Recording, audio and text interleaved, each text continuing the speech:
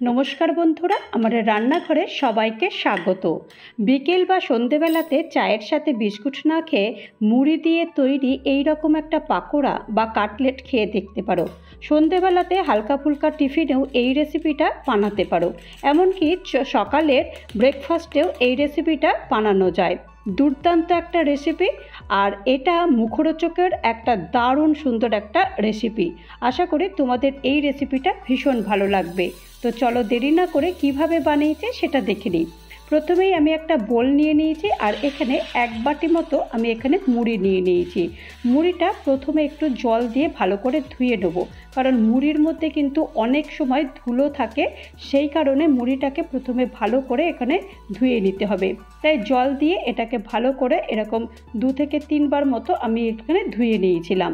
তো এখন আমি জল দিয়ে এখান থেকে চেপে চেপে মুড়িগুলোকে সব তুলে নেব। তো ঠিক হাত দিয়ে এরকমভাবে চেপে নেব, তো যতটা চাপা যায় ততটাই মুড়িগুলো এরকমভাবে জল থেকে চেপে চেপে তুলে নেব।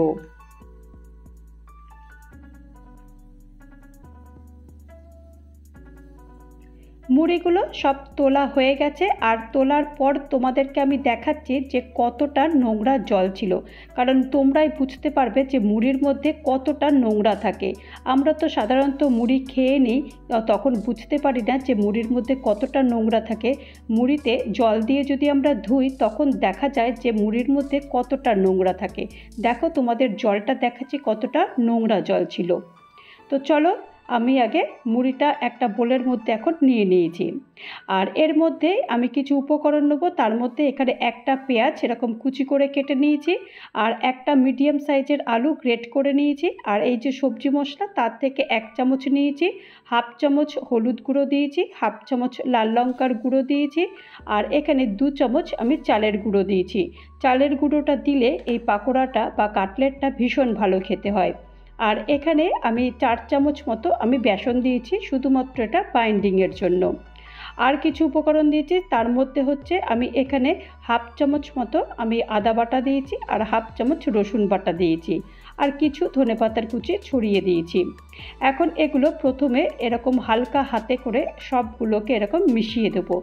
একদম চেপে চেপে করা যাবে না, চেপে চেপে করলে মুড়িগুলো হয়তো ভেঙে যেতে পারে, কারণ মুড়িগুলো যেহেতু জল দিয়ে আমি ধুয়ে নিয়েছি, মুড়িগুলো এখন নরম হয়ে গেছে, তাই হালকা হাতে এরকম চেপে চেপে এরকম মেশাতে হবে।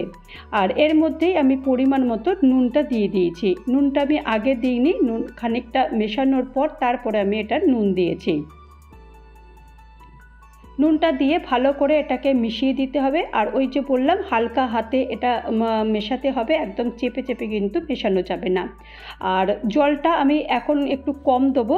আমি প্রথমে দেখে নিয়েছিলাম যে জলটা লাগে কিনা, যদি জলটা না লাগে তাহলে জলটা দেওয়ার কোনো প্রয়োজন নেই। আর যদি দেখো যে জলটা দিতে হবে, আমার যেমন একটু মাখার পর মনে হলো যে একটু জল দিতে হবে, তা না হলে কিন্তু এটা বাইন্ডিংটা হচ্ছে না। তো প্রথমে এরকমভাবে একটু দেখে নেবো যে এরকম গোল মতো হচ্ছে কিনা।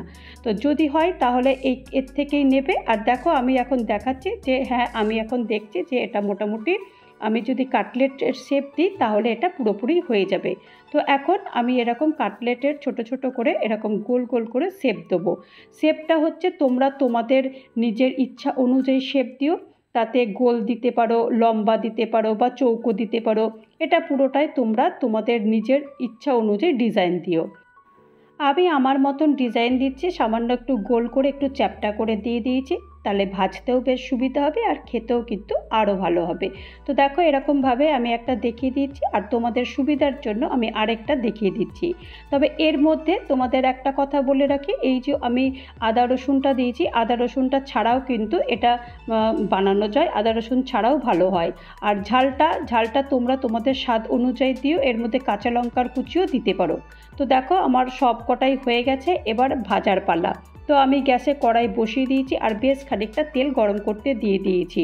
তেলটা গরম হয়ে গেলে আর এগুলো ভেজে নেবো। তো দেখো, তেলটা গরমও হয়ে গেছে, আর আমি এখানে প্রথমে 4টে পাকোড়া বা কাটলেট এটা দিয়ে দেবো। 4টে দেওয়ার পরে আস্তে আস্তে করে, মানে আমার আঁচটা কিন্তু মিডিয়াম টু লো থাকবে, একদম হাই দেওয়া যাবে না একদম। এগুলো কিন্তু বেশ কম আঁচে ভাজলেই বেশি ভালো হয়, তাহলে কম আঁচে দিলে তাহলে ভেতর থেকেও বেশ ভালো এটা ভাজা হয়ে যাবে, আর ওপরটাও দারুণ ক্রিস্পি হবে। তো এইভাবেই দেখো আমি যখন একটু লাল লাল মতো হবে তখন এগুলোকে সব তুলে নেব। ঠিক এই রকমভাবেই আমি ভাজবো।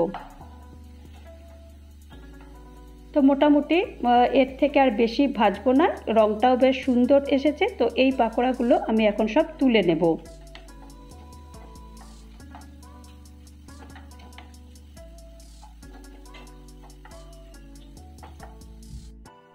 তো সব পাকোড়াগুলো একটা একটা করে আমি তুলে নিচ্ছি। দেখো তোমরা, তোমাদেরকে সামনে থেকে দেখাচ্ছি পাকোড়াগুলো কতটা লোভনীয় হয়েছে। তো সব পাকোড়াগুলো এখন তুলে নিই। এরপরে পরের পাকোড়াগুলো সব একটা একটা করে আমি এরকম দিয়ে দিয়েছি, আর ওই একইভাবে উল্টে পাল্টে কম আঁচ করে এরকম ভেজে নেব। তোমরা এই পাকোড়াগুলো কিন্তু বিকেলের নাস্তাতে বা সকালের টিফিনেও কিন্তু এইগুলো খাওয়া যায়। এগুলো দারুণ খেতে ভালো লাগে আর ভীষণ ক্রিস্পিও হয়। আর এগুলো কিন্তু অনেকে মুড়ির চপও বলে। তো এইগুলো দেখতে যেমন সুন্দর, খেতে কিন্তু আরও সুন্দর। তোমরা দেখো, আমি তোমাদেরকে একটু আওয়াজগুলো শোনাচ্ছি কেমন হয়েছে।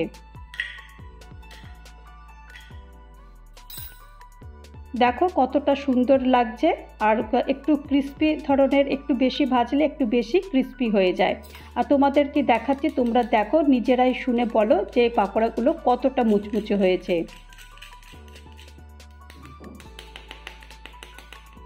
তো তোমাদের দেখো একটা ভেঙেও দেখাই, ভেতরটাও কিন্তু কতটা সুন্দর, দেখো কতটা সুন্দর হয়েছে।